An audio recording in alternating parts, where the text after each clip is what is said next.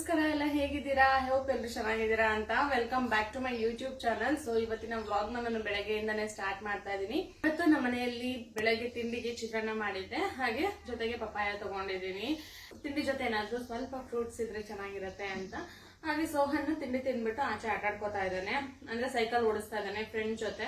ಯುಕ್ತಿ ಹತ್ರ ಅದೇ ತರ ಸೈಕಲ್ ಇದೆ ಅಂತ ಹೇಳ್ಬಿಟ್ಟು ಇವನು ಅದೇ ತರ ಸೈಕಲ್ ಬೇಕು ಅಂತ ಹೇಳ್ಬಿಟ್ಟು ಫೋಟೋ ತಗೊಂಡು ಹೋಗಿ ಸೈಕಲ್ ಶಾಪ್ ಅಲ್ಲಿ ತೋರಿಸಿ ನನ್ಗೆ ಇದೇ ತರ ನೀವು ಸೈಕಲ್ ನ ಕೊಡಿ ಅಂತ ಹೇಳ್ಬಿಟ್ಟು ತೆಗೆಸ್ಕೊಂಡಿರೋದು. ಅವನು ಸೇಮ್ ಕಲರ್ ತಗೊಂಡಿದ್ದ, ಬಟ್ ನಾನೇ ಬೇಡ, ಇಬ್ಬರದು ಸೇಮ್ ಕಲರ್ ಆಗುತ್ತೆ, ಸ್ವಲ್ಪ ಡಿಫ್ರೆನ್ಸ್ ಇರ್ಲಿ ಅಂತ ಹೇಳ್ಬಿಟ್ಟು ನೀನು ಆರೆಂಜ್ ತಗೋ ಅಂತ ಹೇಳ್ಬಿಟ್ಟು ಆರೆಂಜ್ ತಗೊಂಡ. ಕೊನೆಗೆ ಸೈಕಲ್ ಓಡಿಸೋದಂತೂ ಅವ್ನಿಗೆ ತುಂಬಾನೇ ಕ್ರೇಜ್ ಅಂತಾನೆ ಹೇಳ್ಬೋದು. ಹಂಗ್ ಓಡಿಸ್ತಾನೆ ಸೈಕಲ್.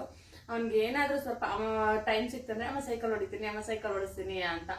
ಸೊ ಆಚೆ ಸೈಕಲ್ ಓಡಿಸ್ತಾ ಇದ್ದಾನೆ. ಇವಾಗ ನಾವು ಸ್ಕೂಲ್ ಹತ್ರ ಹೋಗ್ಬೇಕು. ಏನಂತ ಹೇಳಿದ್ರೆ ನಿನ್ನೆ ಅಡ್ಮಿಷನ್ ಮಾಡಿದೀನಿ ಅಂತ ಹೇಳಿದ್ವಲ್ಲ ಸೋಹನ್ಗೆ, ಅದು ಆನ್ಲೈನ್ ಪೇಮೆಂಟ್ ಮಾಡಿದ್ರಿಂದ ಸ್ಲಿಪ್ ಜನರೇಟ್ ಆಗಲ್ಲ ಅಂತ ಹೇಳ್ಬಿಟ್ಟು ಮ್ಯಾನ್ಯುಯಲಿ ಬರ್ಕೊಟ್ಟಿದ್ರು.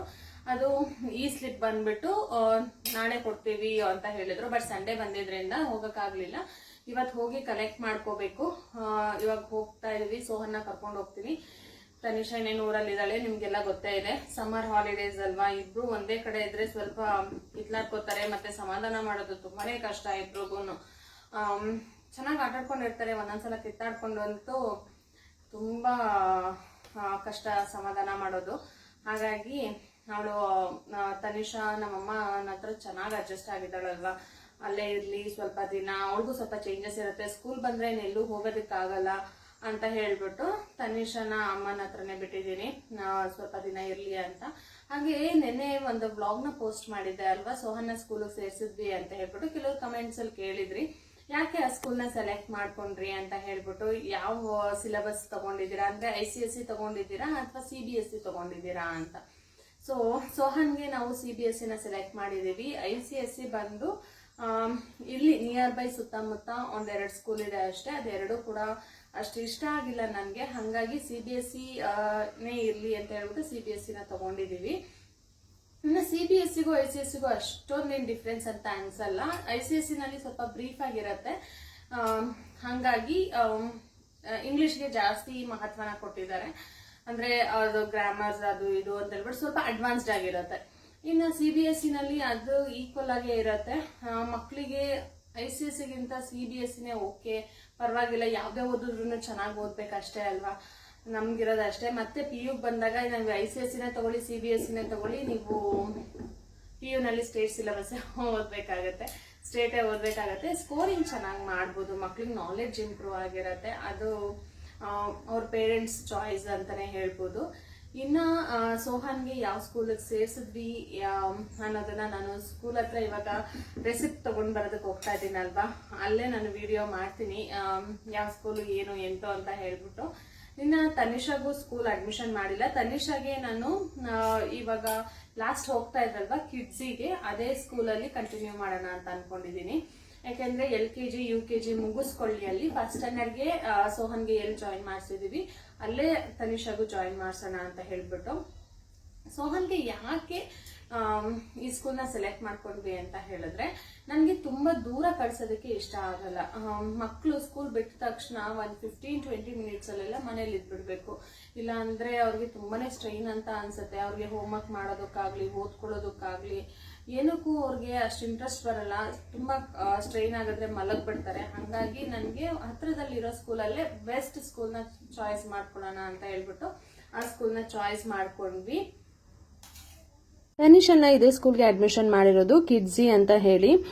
ತುಂಬಾನೇ ಚೆನ್ನಾಗಿದೆ, ಎಲ್ಲ ಆಕ್ಟಿವಿಟಿ ಬೇಸ್ ಮೇಲೆ ಹೇಳ್ಕೊಡ್ತಾರೆ. ಸೋಹನ್ ನರ್ಸರಿ LKG UKGನ ಇದೇ ಸ್ಕೂಲ್ನಲ್ಲಿ ಓದಿದ್ದು, ಹಾಗೆ ತನಿಷಾ ನರ್ಸರಿನೂ ಕೂಡ ಇದೇ ಸ್ಕೂಲ್ನಲ್ಲಿ ಓದಿದ್ದು. ಹಾಗಾಗಿ LKGನ ಇದೇ ಸ್ಕೂಲ್ನಲ್ಲಿ ನಾನು ಅಡ್ಮಿಷನ್ ಮಾಡಿದ್ದೀನಿ.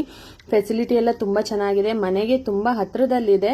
ಹಾಗೆ ಪ್ಲೇ ಏರಿಯಾ ಎಲ್ಲ ಕೆಲವು ಕಡೆ ಬಿಸಿಲಿರುತ್ತೆ, ಬಟ್ ಇಲ್ಲಿ ಹಾಗಲ್ಲ, ಎಲ್ಲ ಶೀಟ್ಸ್ ಹಾಕಿದ್ದಾರೆ, ಹಾಗಾಗಿ ನೆರಳಲ್ಲೇ ಇರುತ್ತೆ. ಮಕ್ಕಳಿಗೆ ಯಾವುದೇ ರೀತಿ ಸ್ಟ್ರೈನ್ ಆಗೋದಿಲ್ಲ, ಬಿಸಿಲಲ್ಲಿ ಇದಾಗತ್ತೆ ಅನ್ನೋ ಹಾಗಿಲ್ಲ. ಹಾಗೆಯೇ ಎಲ್ಲ ರೀತಿಯ ಆ್ಯಕ್ಟಿವಿಟೀಸ್ದು ಕೂಡ ಇರುತ್ತೆ. ಮಕ್ಕಳಿಗೆ ಹೇಳ್ಕೊಡೋದಾಗಿರ್ಬೋದು, ಮಕ್ಕಳು ಪ್ರೊಟೆಕ್ಷನ್ ಮಾಡೋದಾಗಿರ್ಬೋದು, ಅಷ್ಟು ಚೆನ್ನಾಗಿ ಅವರು ಎಲ್ಲ ಕೇರ್ ಮಾಡ್ತಾರೆ. ಹಾಗಾಗಿ ಇದೇ ಸ್ಕೂಲ್ಗೆ ಅಡ್ಮಿಷನ್ ಮಾಡಿದ್ದೀನಿ.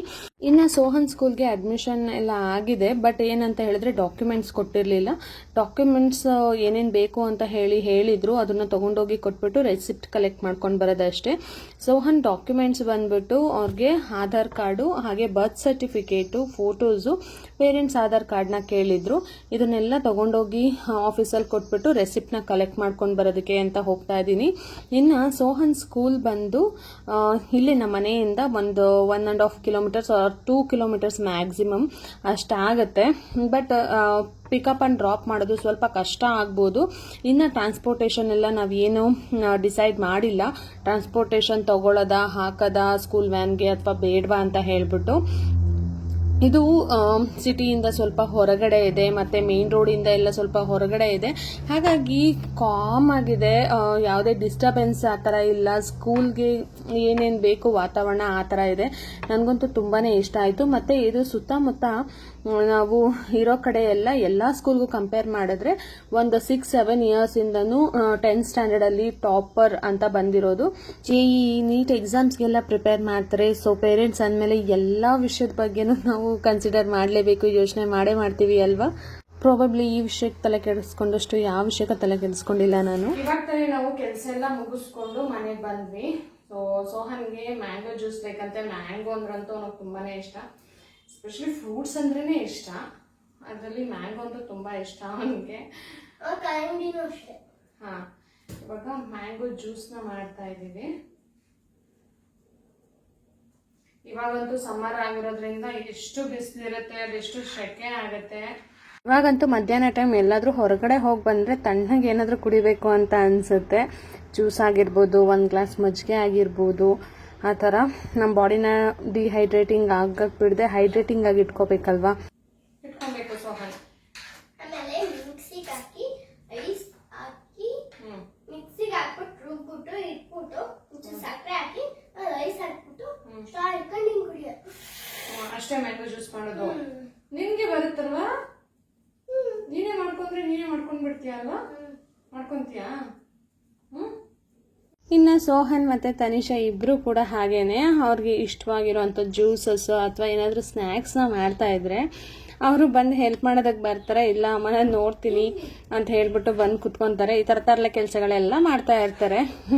ಒಂದೊಂದು ಸಲ ಕೋಪ ಬಂದುಬಿಡತ್ತೆ ಅವ್ರು ಮಾಡೋದಕ್ಕೂ. ಆದರೆ ಒಂದೊಂದು ಸಲ ಖುಷಿ ಆಗುತ್ತೆ. ಅವ್ರ ಜೊತೆ ಕೂಡ ಟೈಮ್ ಸ್ಪೆಂಡ್ ಮಾಡಿ ನಾವು ಅಡುಗೆ ಮಾಡ್ಬೋದು. ಮತ್ತು ಅವರು ಕೂಡ ಏನೋ ಒಂದು ಕಲಿತಾರೆ, ಏನೇನು ಹಾಕ್ಬೋದು, ಯಾವ್ಯಾವ ರೀತಿ ಮಾಡ್ಬೋದು ಅನ್ನೋದನ್ನು ಕೂಡ ಕಲಿತಾರೆ ಅಂತ ಹೇಳಿ.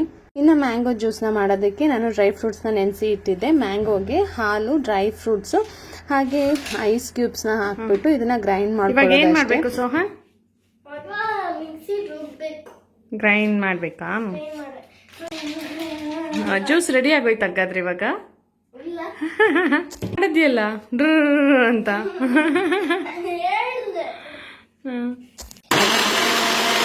ನಾನಿಲ್ಲಿ ಡ್ರೈ ಫ್ರೂಟ್ಸ್ಗೆ ಅಂಜೂರ ಹಾಗೆ ಡೇಟ್ಸು ಹಾಗೆ ದ್ರಾಕ್ಷಿನ ಯೂಸ್ ಮಾಡಿರೋದ್ರಿಂದ ಅದೇ ಸ್ವೀಟ್ನೆಸ್ ಸಾಕು ಅಂತ ಹೇಳಿ ನಾನು ಸಕ್ಕರೆನ ಹಾಕಿಲ್ಲ. ನೀವು ಬೇಕಂದರೆ ಜಾಸ್ತಿ ಸ್ವೀಟ್ ಬೇಕಂತ ಹೇಳಿದ್ರೆ ನೀವು ಸಕ್ಕರೆನ ಆ್ಯಡ್ ಮಾಡ್ಕೋಬೋದು.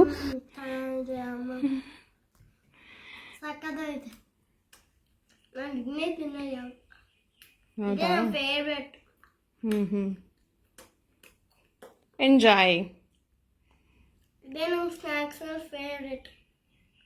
ಹೌದಾ? ಸೊ ನೋಡಿದ್ರಲ್ಲ ಇವತ್ತಿನ ವ್ಲಾಗ್ನ. ನಿಮಗೆ ವ್ಲಾಗ್ ಇಷ್ಟ ಆಗಿದೆ ಅಂತ ಅನ್ಕೋತೀನಿ. ಇಷ್ಟ ಆಗಿದ್ರೆ ಪ್ಲೀಸ್ ಒಂದು ಲೈಕ್ ಮಾಡೋದನ್ನ ಮರಿಬೇಡಿ. ಹಾಗೆ ಶೇರ್ ಮಾಡಿ, ಸಬ್ಸ್ಕ್ರೈಬ್ ಮಾಡ್ಕೊಳ್ಳಿ ನನ್ನ ಚಾನಲ್ನ.